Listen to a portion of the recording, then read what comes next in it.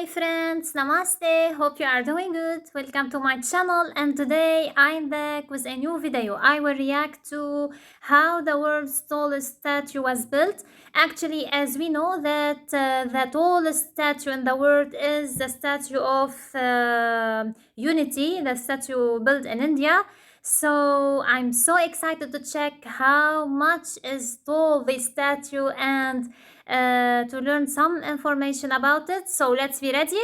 3, 2, 1, let's go. There are few more appropriate subjects for the world's tallest statue than Iron Man. No, not that Iron Man. Indian statesman and independence activist Vallabhbhai Patel is nicknamed the Iron Man of India for his incredible nation-building work, uniting all 562 independent princely states on the subcontinent after the British abruptly peaced out in the 1940s. The statue was commissioned to celebrate Patel's monumental achievement, and to underline the fact it's for all Indians, farmers from all across the nation Patel helped create sent in their old unused scrap iron. Some 100 million farmers are said to have participated, yielding 129 tons of scrap iron, which today, melted down, forms the foundation of the statue. The statue itself stands at 182 meters tall, and that's no accident. 182 was chosen because that's the number of seats on the Gujarati legislature. It's constructed on a river island near where Patel grew up, facing the mighty Narmada Dam. That dam, like so much else in modern India, was also partly his idea. Celebrated Indian sculptor Ram V. Sutar, distinguished winner of the Padma Bhushan Award for service to his country, was chosen to lead the design team.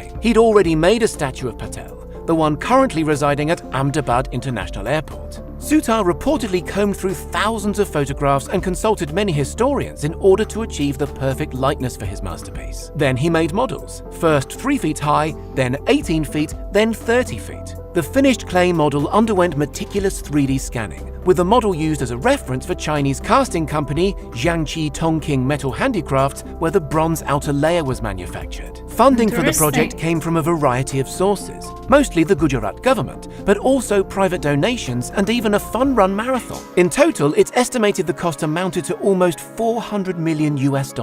New York firm Michael Graves Architecture and Design was hired to oversee the project, along with the Singapore-based Hardy Group and Indian infrastructure giant Larsen & Toubro. Some 4,076 labourers worked alongside 250 engineers for 57 months on the project. Work began in earnest when Narendra Modi, then Premier of Gujarat, now Prime Minister, laid the foundation on the 31st of October 2013, what would have been Patel's 138th birthday. The hillock on which the statue stands was flattened, from 70 metres to just 55 metres, in order that the foundations could be laid. Of the many thorny engineering problems that had to be overcome, the most striking related to the statue's so-called slenderness ratio. What that basically means is that tall structures should ideally be more slender at the top than at the bottom. And it was built obvious, in right? an Ram V. amazing Sutar's place. sculpture of Vallabhbhai Patel, however, is clearly narrower at the base.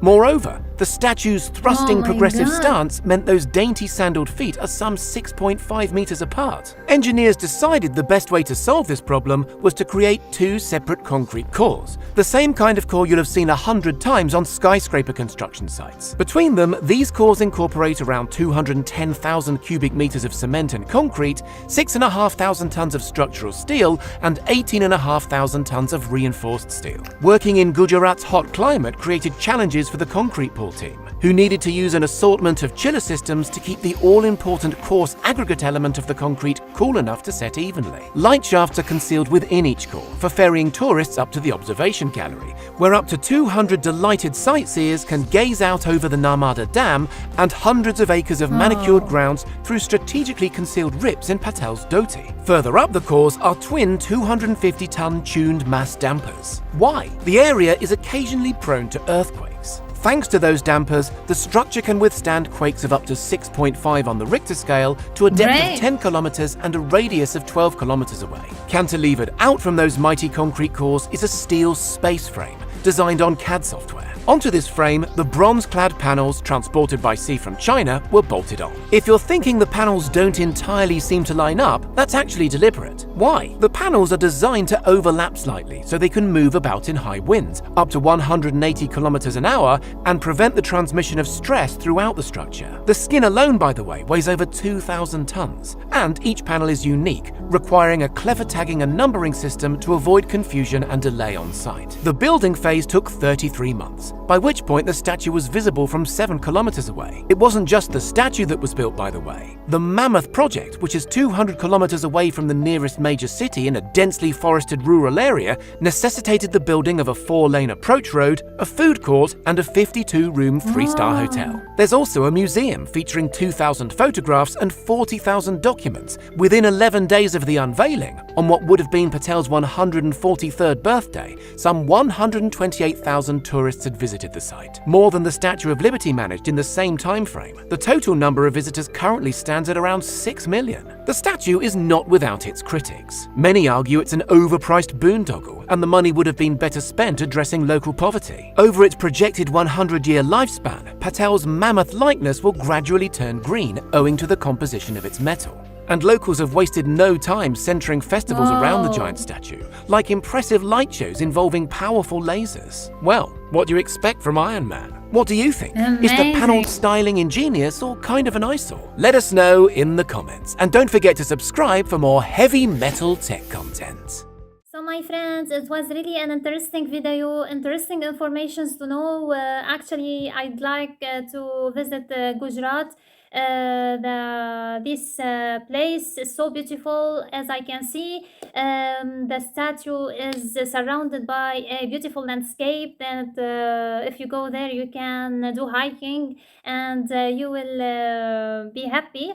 Actually, it's really a symbol of pride, and it's so good to learn about the history of India.